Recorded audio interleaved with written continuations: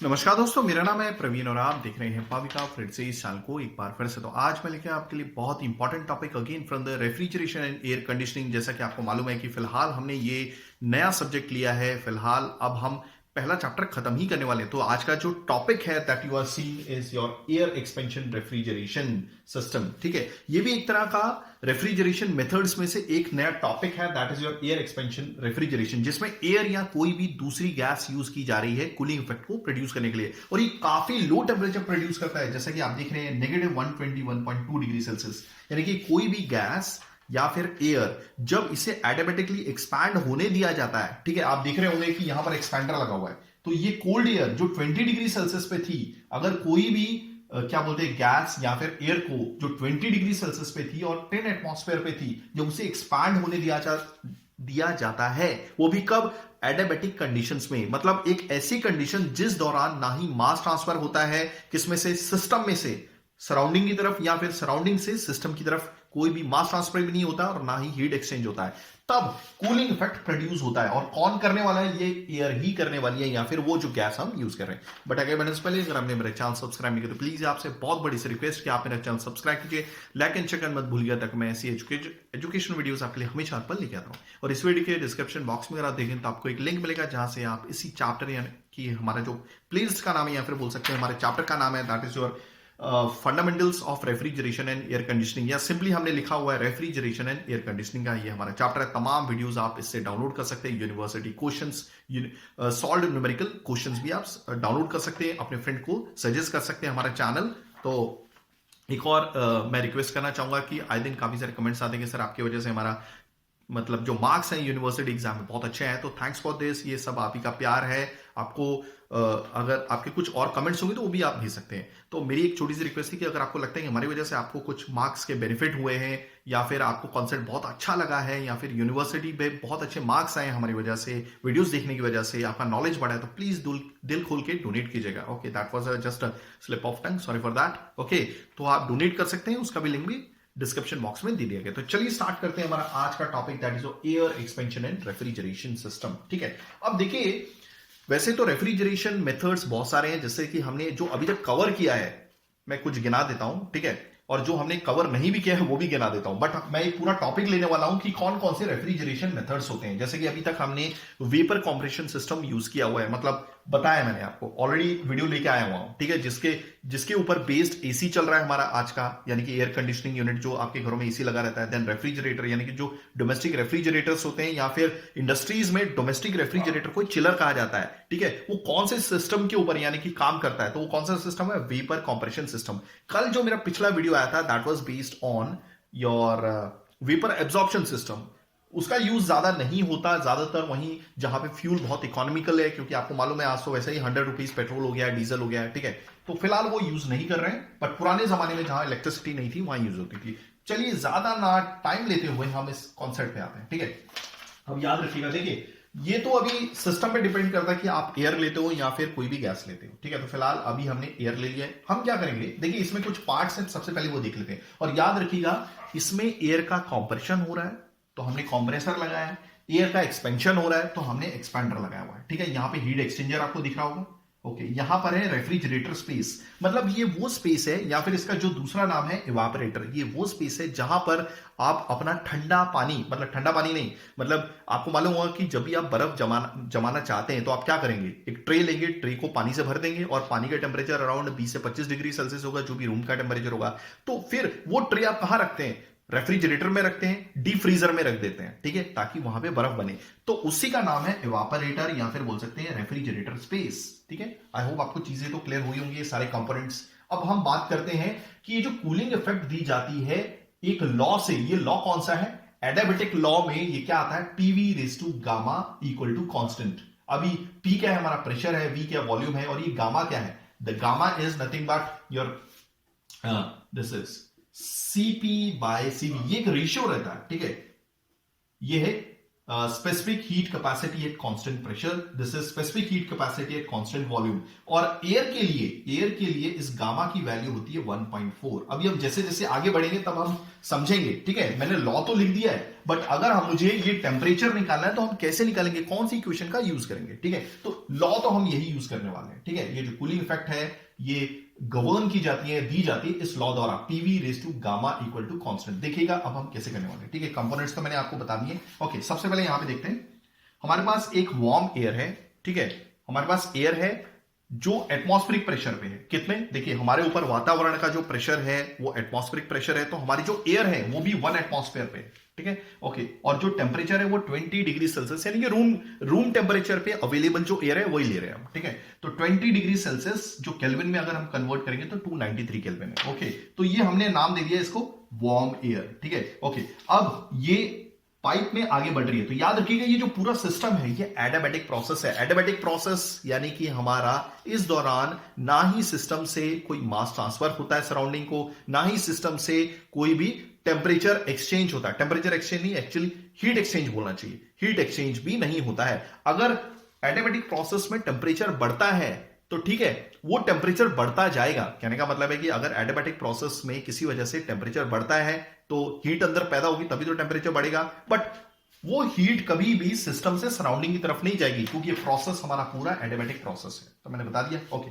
तो मैंने क्या लिया, एक वार्म एयर ली जो कितने प्रेशर पे थी स्टार्टिंग में, 1 एटमॉस्फेरिक प्रेशर पे थी और 20 डिग्री सेल्सियस टेम्परेचर पे थी, जिसको केल्विन में 293 केल्विन बोलेंगे। ओके, अब जैसे जैसे ये एयर आगे बढ़ती है, यहां पे लगा हुआ है हमारा कंप्रेसर। कंप्रेसर क्या करेगा, कंप्रेस करेगा, तो डेफिनेटली इसका वॉल्यूम हो जाएगा चेंज, ठीक है। तो आपने दो पैरामीटर देखे, एक तो प्रेशर और एक देखा क्या बोलते हैं हमारा टेम्परेचर। क्लियर हो गया, टेम्परेचर। ओके, तो यहां पे लगा हुआ है कंप्रेसर, तो इसने कंप्रेस कर दिया कितने, हाई प्रेशर पे, 1 एटमॉस्फेयर से 10 एटमॉस्फेयर पे। क्लियर हो गया, तो यहां पर हमारा नया प्रेशर आ गया 10 एटमॉस्फेयर, और कंप्रेस होने की वजह से, ठीक है, कंप्रेस होने की वजह से अंदर गर्मी बहुत पैदा हुई, उसकी वजह से टेम्परेचर भी एयर का बढ़ गया है। ओके, कितना हो गया, 565.97 केल्विन, जिसको मतलब डिग्री सेल्सियस में लेंगे तो that is your 292.69 degree Celsius. मैं बताऊंगा ये कैसे आया, ठीक है, ये टेम्परेचर कैसे आया मैं ये भी बताऊंगा, ठीक है, by using this law. Okay,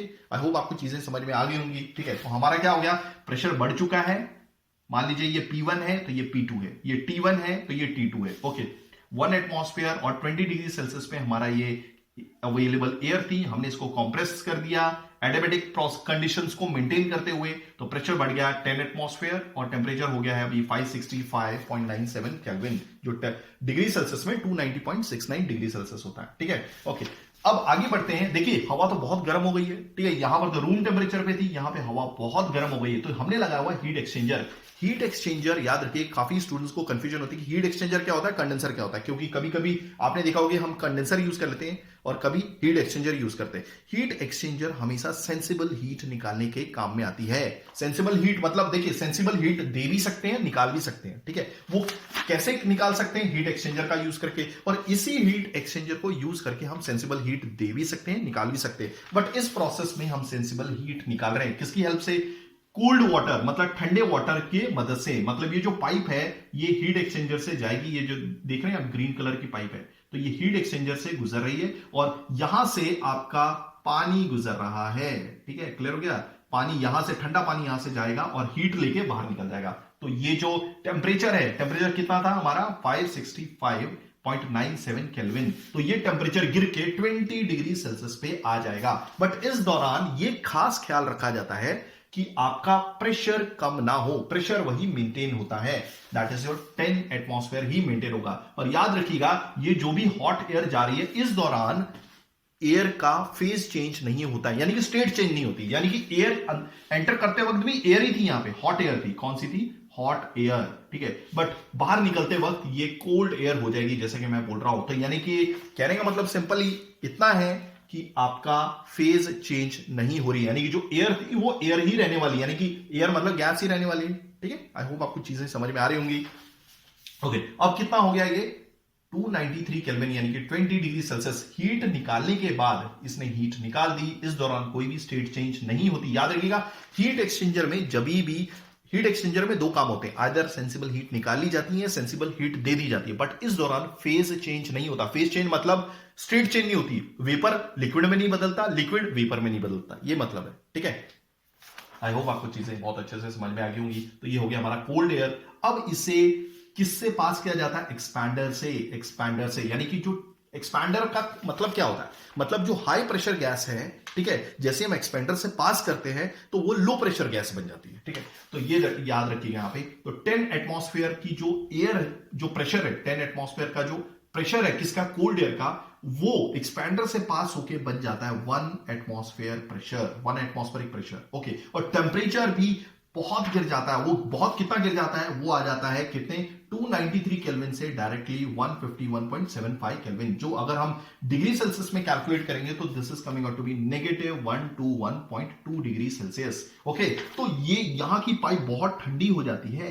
ठीक है, तो हमने क्या किया, एक काम करते हैं, इस पूरे को ही एक रूम या कुछ चैम्बर बना देते हैं, एक जगह बना देते हैं कि अगर मैं भी यहां पर खड़ा होऊंगा तो मैं भी फ्रीज हो जाऊंगा पूरा, क्योंकि भाई टेम्परेचर तो -121.2 डिग्री सेल्सियस है। ठीक है, तो यहां पर आप अपना कुछ भी बर्फ यानी कि वो पानी की ट्रे रख सकते हैं, कुछ भी खाने का सामान रख सकते हैं ताकि वो डीप फ्रीजिंग हो जाए। तो ठीक है, तो यहां पर तो मैंने पूरा रूम बना दिया है, बट स्पेशली यहां पर बताया हुआ है दैट इज रेफ्रिजरेटर स्पेस या फिर इवेपोरेटर्स का नाम दिया गया है। क्लियर हो गया? ओके, अब आपको मालूम है जिसको हमें ठंडा करना है, सपोज मुझे क्या करना है, मुझे फ्रूट्स रखने हैं और फ्रूट में से वो गर्मी निकाल लेनी है, तो वो जैसे ही ये गर्मी निकालेगा, जैसे ही वो गर्मी निकालेगा, कौन निकालेगा? इसके अंदर वाली जो बह रही, क्या बोलते हैं, वेरी कोल्ड एयर है, जो बहुत ठंडी एयर है। ठीक है, तो जैसे ही वो गर्मी एब्जॉर्ब करेगा, गर्मी एब्जॉर्ब करते ही, गर्मी एब्जॉर्ब करते ही, अब गर्मी कौन एब्जॉर्ब कर रहा है? आपकी वो ठंडी एयर। वैसे तो वो पीछे से ठंडी एयर आ रही थी, ठीक है, एक्सपेंशन होने की वजह से। तो हमने यहां पे क्या देखा, जब भी कोई भी गैस या फिर एयर उसको एडियाबैटिक कंडीशंस में एक्सपैंड होने दिया जाता है तो उस दौरान कूलिंग इफेक्ट प्रोड्यूस होता है, और वो कूलिंग इफेक्ट इस इक्वेशन से दिया जाता है, याद रखिएगा। ठीक है, क्लियर हो गया? ओके, अब ये जो ठंडी हवा है ये पास करवाई जाती है आपके एक चैम्बर से। मैंने तो एक काम किया, कूलिंग इफेक्ट यहां से यहां तक प्रोड्यूस किया जा रहा है। वैसे तो कूलिंग इफेक्ट यहां भी प्रोड्यूस किया जा रहा है, ठीक है, बट हमने यहां पर, अगर मैं इस चैम्बर को नहीं बनाता सपोज, तो ये यहां से लेकर यहां तक, यानी कि इस डायग्राम में बताया गया है कि यहां पर आप कुछ भी रखोगे, इवन खड़े हो जाओगे तो आप भी डीप फ्रीजर में चले जाओगे, यानी कि आपका भी टेम्परेचर बहुत लो हो जाएगा। अब एक चीज यहां पे बतानी रह गई है कि हम कोई भी चीज रख रहे हैं तो उसको प्रिजर्व कर रहे हैं, उसको बचा रहे हैं। ठीक है, सपोज मैंने सेब रखा या फिर एप्पल रखा, तो उसके अंदर कुछ तो गर्मी होगी। अब वो गर्मी कौन निकाल रहा है? वही ये कोल्ड एयर निकाल रही है। बट जैसे जैसे वो गर्मी एब्जॉर्ब करती है, ठीक है, तो वो वापस कितने टेम्परेचर पे आ जाती है? मान लीजिए यहां पर था, देखिए इस प्रोसेस के दौरान अंदर टेम्परेचर कितना मेंटेन होता है?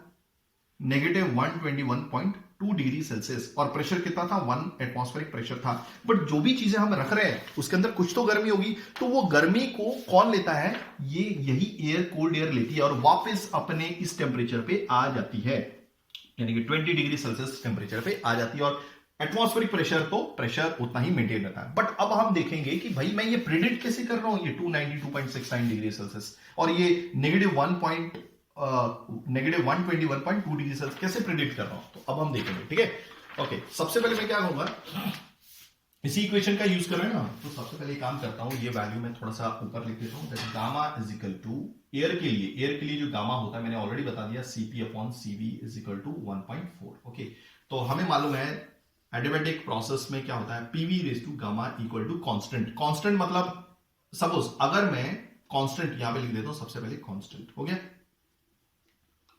आप कुछ भी कमेंट कर सकते हैं, अगर आपको कुछ नहीं समझ में आया होगा तो मैं पूरी कोशिश करूंगा, इसका भी टाइमिंगली वीडियोस बनाऊंगा मैं, और आपके जो सुझाव होंगे, जो कमेंट्स होंगे, उनके भी आंसर्स दूंगा। Let me check everything is working fine, या ठीक है, तो जल्दी से देख लीजिएगा।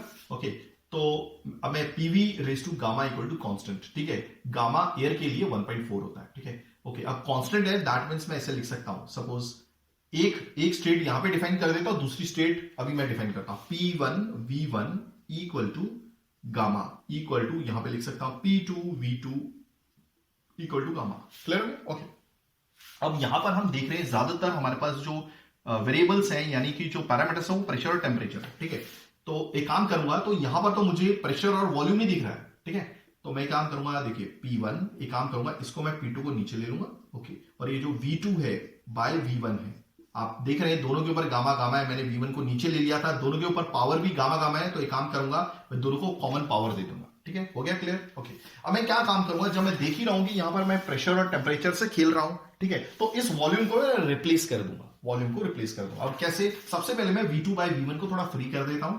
सो P1 by P2 equal to V2 by V1। अब आप सोचेंगे मेरी गामा कहां गया, तो गामा जैसे ही इसके ऊपर आएगा P1 और P2 के ऊपर, तो ये हो जाएगा कुछ इस तरह से, दिखेगा 1 अपॉन गामा, याद रखिएगा। ठीक है, ओके। अब मुझे V2 बाय V1 को यहां से हटाना है। अब आपको मालूम है कि हम क्या यूज कर रहे थे, वैसे तो एयर यूज कर रहे थे, या फिर कोई भी गैस यूज कर सकते हैं आप। कोई भी गैस यूज करोगे, जब भी उसको एडियाबेटिक प्रोसेस को मेंटेन करते हुए आप कोई भी गैस को हाई प्रेशर से लो प्रेशर की तरफ जाने दोगे, तो उस दौरान उस चैम्बर में, ठीक है, जब एक्सपेंशन होता है तो कूलिंग इफेक्ट प्रोड्यूस किया जाता है, और वो कूलिंग इफेक्ट आप किसी को भी कूल करने के लिए यूज कर सकते हो। ठीक है, ओके, चलिए ये तो हो गया। तो हमें मालूम है by ideal gas law PV equal to NRT लिखा जा सकता है। ठीक है, अब थोड़ी देर के लिए हम एक स्टेट ले लेते हैं, स्टेट 1 P1 V1। अब मान लीजिए जो गैस के या फिर एयर के जो मोल्स थे, नंबर ऑफ मोल्स थे, वो कांस्टेंट है, आर क्या यूनिवर्सल गैस कांस्टेंट है, ठीक है, और टेम्परेचर हो जाएगा T1। ओके, तो जो दूसरी स्टेट होगी तो हम कुछ इस तरह से लिखेंगे NRT2। याद रखिएगा जो नंबर ऑफ मोल्स है वो कांस्टेंट है। ठीक है, अगर मैं दोनों का रेशियो लूंगा तो कुछ इस तरह से होगा, ये कैंसिल ये कैंसिल ये कैंसिल ये कैंसिल, तो ये हो जाएगा P1 V1 upon P2 V2 is equal to T1 upon T2। और मैंने क्या बोला था कि मैं इस इक्वेशन से V2 बाय V1 की वैल्यू निकाल दूंगा। तो सबसे पहले मैं इस इक्वेशन से V2 बाय V1 की वैल्यू निकाल दूंगा। एक काम करता हूं, V2 को यहां ले लेता हूं, V1 को यहां ले लेता हूं। ठीक है, तो यहां पर P1 P2 रहने दो। ओके, P1 P2 होता है ये, T2 को यहां ले लेता हूं और T1 को यहां ले लेता हूं, T1, और बीच में मल्टीप्लाई का साइन है, और ये V2 को मैंने इक्वल टू की दूसरे साइड ले लिया। दिस इज कितना हो गया, V2 बाय V1। ओके, अब मेरे पास एक वैल्यू आ गई है, यानी कि V2 बाय V1 को मैं इससे रिप्लेस कर सकता हूं। तो फिलहाल मैं यहां पे क्या कर दूंगा, यहां पे मैं कुछ ये बना देता हूं। ठीक है, let me change my this one colour. Okay, अब देखिए, ठीक है, तो यहां पर लिखूंगा P1 by P2 raise to 1 upon gamma, और ये V2 बाय V1 क्या होगा, V2 बाय V1। तो मैं क्या रिप्लेस कर दूंगा, P1 by P2 into T2 bye T1। तो देखिए अब हमारे पास पूरा प्रेशर और टेम्परेचर के हिसाब से आ गया है। और मैं फर्दर और क्या लिखता हूं, ठीक है, यहां पे इसको मिटा देता हूं, तो हम थोड़ा स्पेस यूज कर लेंगे। चलिए यहां से यहां तक ये लगभग मैंने सारा मिटा दिया। ठीक है, अब देखिए, अब मुझे क्या है, T2 बाई T1 को थोड़ा फ्री कर देता हूं, तो ये कुछ इस तरह से दिखेगा P1। अब मैं इंडिविजुअली 1 अपॉन गामा दे देता हूं। ठीक है, 1 upon gamma upon P2 1 upon gamma. Okay, P2 को मैं यहां ले लेता हूं इंटू P2, और P1 को नीचे ले लेता, कोई प्रॉब्लम नहीं है, equal to T2 bye T1, कोई कंफ्यूजन नहीं। ठीक है, तो आप देखिए, सपोज यहां पर आते हैं, इसको मैं P1 ले लेता हूं, इसको T1 ले लेता हूं, इसको मैं क्या कर दूंगा, इसको मैं P2 ले लेता हूं, इसको T2 ले लेता हूं। अब T2 की वैल्यू तो मैंने ऑलरेडी लिख दी है। ठीक है, T2 की वैल्यू मैंने ऑलरेडी लिख दी है, बट आई कैसे, वो आप यहां पे निकाल सकते हैं। हो गया क्लियर? ओके, मुझे T2 चाहिए, तो P1 की वैल्यू आपको मालूम है, P1 कितना है हमारा, 1 एटमॉस्फेयर, और ये रेस टू 1 अपॉन गामा है, यानी कि 1 अपॉन 1.4। ठीक है, इंटू P2। बुकों में अलग अलग फॉर्मूला दिया जा सकता है, मतलब दिया जाता है एक्चुअली नॉर्मली, बट आप ऐसे समझ सकते हैं, ये भी लिखेंगे और इससे भी वही आंसर आने वाला। ठीक है, सो P2 की वैल्यू कितनी है, P2 की वैल्यू है 10 एटमॉस्फेयर।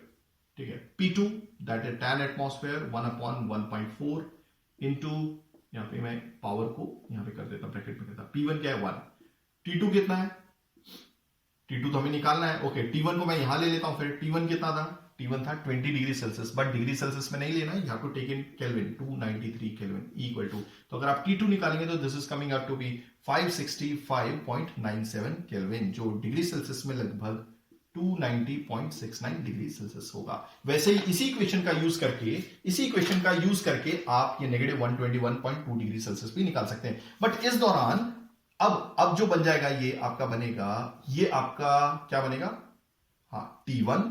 ठीक है, अभी कैंसिल कर दीजिए P2 T2, ठीक है, क्योंकि इसका काम हो गया हमारा। ओके, अब टेम्परेचर ये T1 बन जाएगा, यानी कि केल्विन में लेना है ना, तो ये T1 हो जाएगा और ये P1 हो जाएगा। ओके, और जो हमें लेकर आना है ये टेम्परेचर T2, ये वाला हो जाएगा, और ये वाला जो केल्विन है हमें लेके आना है, ये हो जाएगा हमारा P2। तो हमें P2 निकालना है इस बार, नहीं सॉरी, ये एटमॉस्फेयर में, तो ये हो जाएगा P2 और ये हो जाएगा हमारा T2। हाँ, कमिटी टू निकालना है, आप ऐसे निकाल सकते हैं। सो आई होप आपको चीजें समझ में आ गई होंगी। अगर आप ऐसी एजुकेशनल वीडियोस चाहते हैं तो please do right a comment, मैं पूरी कोशिश करूंगा टाइमली वीडियोस लेकर आने की। थैंक्स फॉर वॉचिंग, धन्यवाद, थैंक यू।